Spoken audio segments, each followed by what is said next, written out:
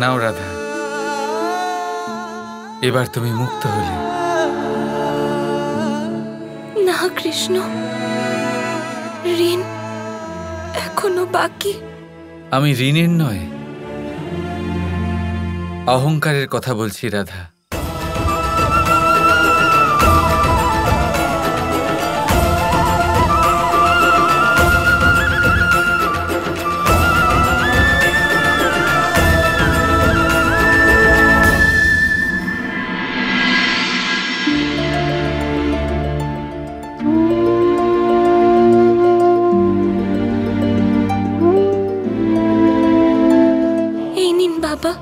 আজ আমি আপনাকে আপনার বর্ষনা ফেরত দিচ্ছি। এটা গ্রহণ করুন, আর আপনার প্রধান পদ।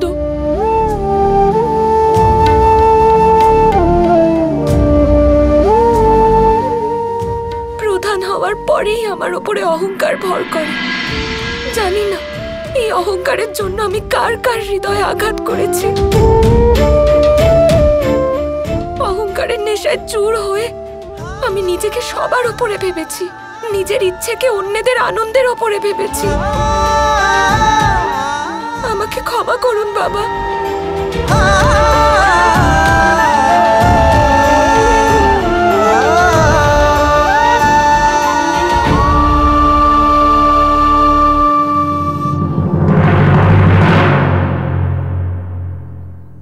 আমাকে ক্ষমা করে দিন দাদা। আমি আপনাকেও দুঃখ দিয়েছি। আপনার পরামর্শ নিজের পরামর্শ বলে সবার সামনে প্রস্তুত করেছি। তোমার আমার কাছে এভাবে ক্ষমা চাওয়ার কোনো প্রয়োজন নেই রাধা। প্রয়োজন আছে দাদা। যখন অহংকারে আমি সবাইকে আঘাত করেছি, তখন ক্ষমা চাইতে কিসের লজ্জা?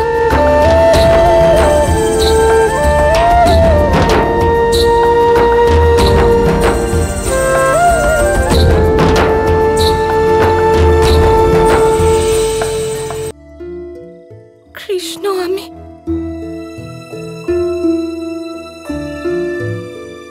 আমার থেকে ক্ষমা চাওয়ার কোনো প্রয়োজন নেই রাধা।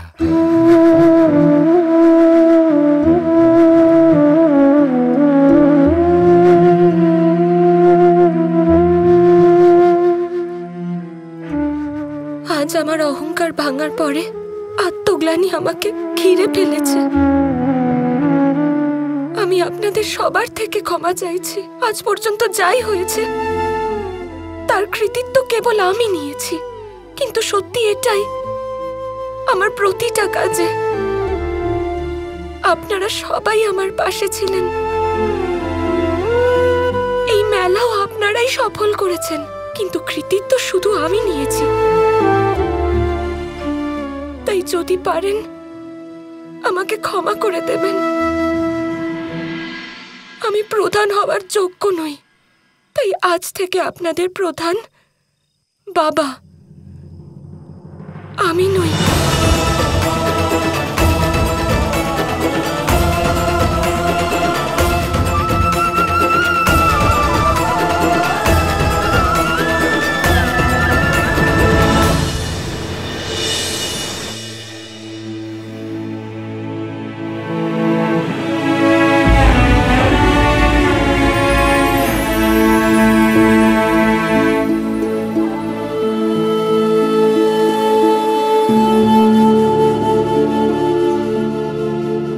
ধন্যবাদ, ধন্যবাদ ক্ষমা না চাওয়ার জন্য রাধা।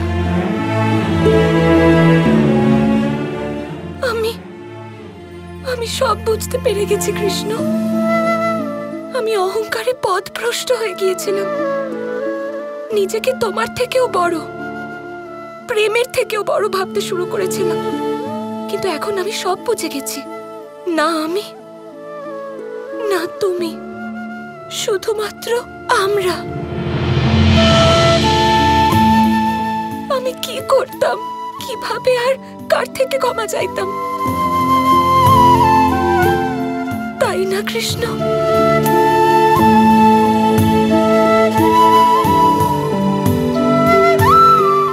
অহংকারের যখন দূর হলো বাধা, তখন প্রেমে পূর্ণ হলো আমার রাধা।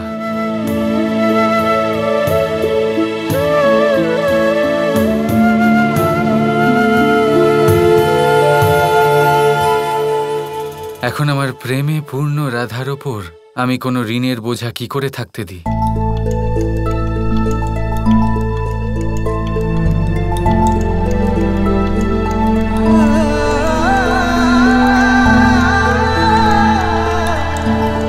এগুলো কি কৃষ্ণ?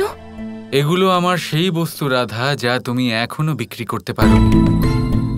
এবার কৃষ্ণকে যা বলেছিলে তা করে দেখাবার সময় এসে গেছে। তুমিই তো বলেছিলে যে এখনো একটা ঋণ শোধ করা বাকি আছে। এটা বিক্রি করে আমরা আমাদের ঋণ শোধ করব রাধা।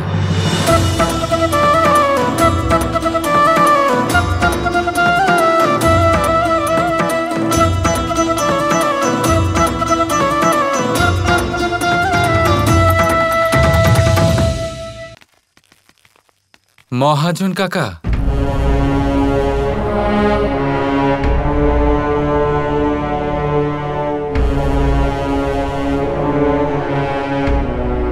এবার এখানে কি করতে এসেছো তুমি? আবার বন্দি করবে আমাদেরকে? না, আমরা আপনাকে বন্দি করতে নয়, আপনার ঋণ শোধ করতে এসেছি। আমাদের রাধা সেই ঋণ শোধ করবে মহাজন বাবু। মহাজন বাবু, আপনার 1,000 মুদ্রার বদলে আমি আপনাদের কিছু দিতে চাই। কি আছে এতে? এতে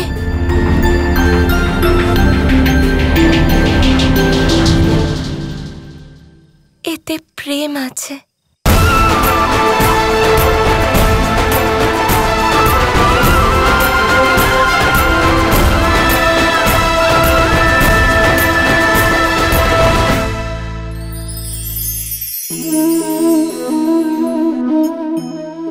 অহংকার, এই শব্দটা সবাই শুনেছেন।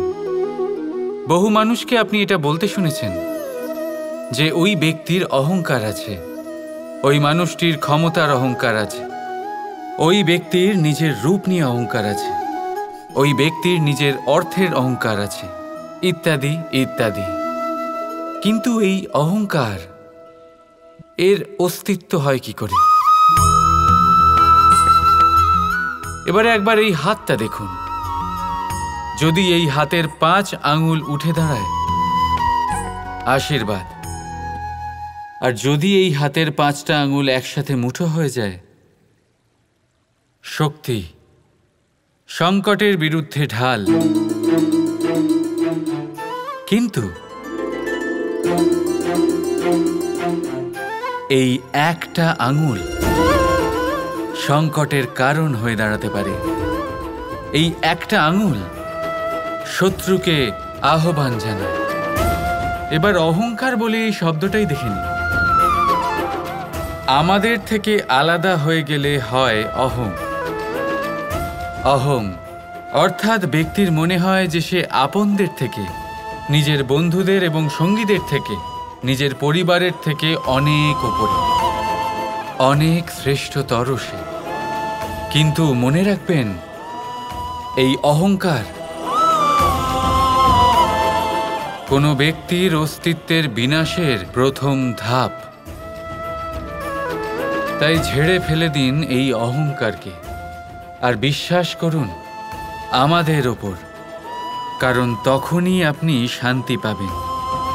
আর সেই শান্তির সাথেই বলে উঠবেন, রাধা রাধা।